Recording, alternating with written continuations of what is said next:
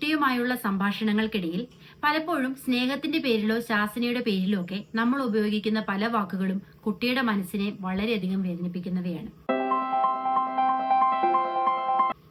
അതിൽ പ്രധാന പങ്ക് വഹിക്കുന്ന ഒരു വാക്കാണ് യു ആർ സോ ലേസി എന്ന് പറയുന്നത്. നീ വളരെ മടിയനാണ്, നീ ഒന്നും കറക്റ്റായിട്ട് ചെയ്യുന്നില്ല എന്ന് പറയാറില്ലേ നമ്മള്?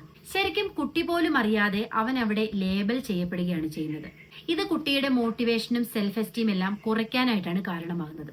സ്വാഭാവികമായിട്ടും ഇതിന് പകരം എന്ത് എന്നുള്ള ചിന്തയിലേക്ക് വരുമ്പോൾ നീ വല്ലാതെ സ്ട്രഗിൾ ചെയ്യുകയാണല്ലേ, നമുക്കിത് കുറച്ചുകൂടി ഈസി ടാസ്ക് ആയിട്ട് ചെയ്താലോ, ചെറിയ സ്റ്റെപ്പിൽ നിന്ന് തുടങ്ങിയാൽ നമുക്ക് വിജയിക്കാനായിട്ട് സാധിക്കും എന്നിങ്ങനെയുള്ള പോസിറ്റീവ് സെന്റൻസിലൂടെ വേണം കുട്ടിയുടെ തെറ്റുകൾ മനസ്സിലാക്കി കൊടുക്കാനായിട്ട്.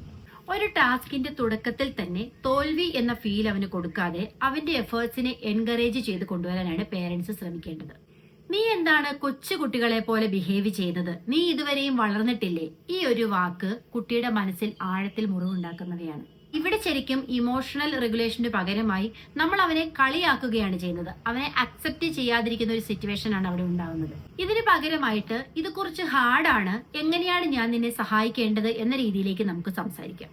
പല പേരൻസും ഇമോഷണൽ ആയിരിക്കുന്ന സമയങ്ങളിൽ പറയുന്ന ഒരു വാക്കാണ് നീ ഇതിവിടെ അവസാനിപ്പിച്ചില്ല എങ്കിൽ ഞാൻ നിന്നെ ഇവിടെ ഉപേക്ഷിക്കും എന്നുള്ളൊരു സെന്റൻസ്. കൊച്ചു കുട്ടികളോടും മുതിർന്ന കുട്ടികളോടും എല്ലാം യൂഷ്വലി ഉപയോഗിക്കുന്ന ഒരു സെന്റൻസ് ആണിത്. ഇത് ശരിക്കും കുട്ടിയിലെ ഇൻസെക്യൂരിറ്റിയും ഫിയറും വളർത്തുകയാണ് ചെയ്യുന്നത്. പേരൻസിനും കുട്ടിക്കും ഇടയിലുള്ള ട്രസ്റ്റ് നഷ്ടപ്പെടുകയും അറ്റാച്ച്മെന്റ് ഇഷ്യൂസ് ഉണ്ടാവുകയും ചെയ്യുന്ന ഒരു ഘട്ടത്തിലേക്കാണ് ഈ സെന്റൻസ് നയിക്കുന്നത്. ഇതിന് പകരമായി നമുക്കിത് ഒരുമിച്ച് ചെയ്താലോ, കുറച്ചുകൂടി ഫണ്ണായിട്ട് നമുക്കിത് ചെയ്താലോ എന്ന രീതിയിൽ കുട്ടിയെ എൻകറേജ് ചെയ്ത് കൊണ്ടുവരാനാണ് ഒരു ബെറ്റർ പേരന്റ് ശ്രമിക്കേണ്ടത്. കുട്ടിയിൽ അവനൊരു ഫെയിലിയർ ആണെന്ന തോന്നൽ ഉളവാക്കിയാൽ അവൻ പിന്നീട് കോൺഫിഡൻസോടെ ഒരു കാര്യങ്ങളും ചെയ്യാനായിട്ട് താല്പര്യം കാണിക്കില്ല. പുതിയ കാര്യങ്ങളെ അവൻ എപ്പോഴും ഭയത്തോടെ ആയിരിക്കാം അപ്രോച്ച് ചെയ്യേണ്ടി വരുന്നത്. പല പേരൻസും പറയാറുണ്ട്, ജീവിതത്തിന്റെ സിറ്റുവേഷനിലൂടെ കടന്നു പോകുമ്പോൾ പല സമയങ്ങളിലും ദേഷ്യം വരാറുണ്ട്, ജോലിയുടെ സ്ട്രെസ് മൂലം കുട്ടികളോട് പെട്ടെന്ന് പ്രതികരിക്കാറുണ്ട്, ദേഷ്യപ്പെടാറുണ്ട് എന്നൊക്കെ. ശരിക്കും ഒന്ന് ആലോചിച്ച് നോക്കൂ, നമ്മുടെ പേഴ്സണൽ ലൈഫിൽ ഉണ്ടാകുന്ന സ്ട്രെസ്സുകൾക്കോ അല്ലെങ്കിൽ നമ്മുടെ വർക്ക് പ്രഷറിനോ ഒന്നും കുട്ടികൾ കാരണക്കാരല്ല.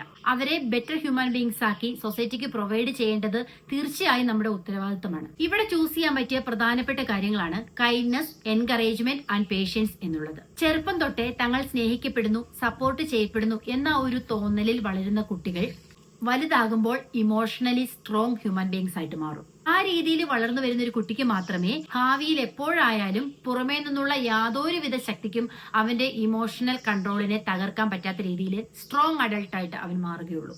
ഈ ജനറേഷനിൽ കണ്ടുവരുന്ന ഒരു പ്രധാനപ്പെട്ട പ്രശ്നമാണ് കുട്ടികൾ പെട്ടെന്ന് തളർന്നു പോവുകയാണ്.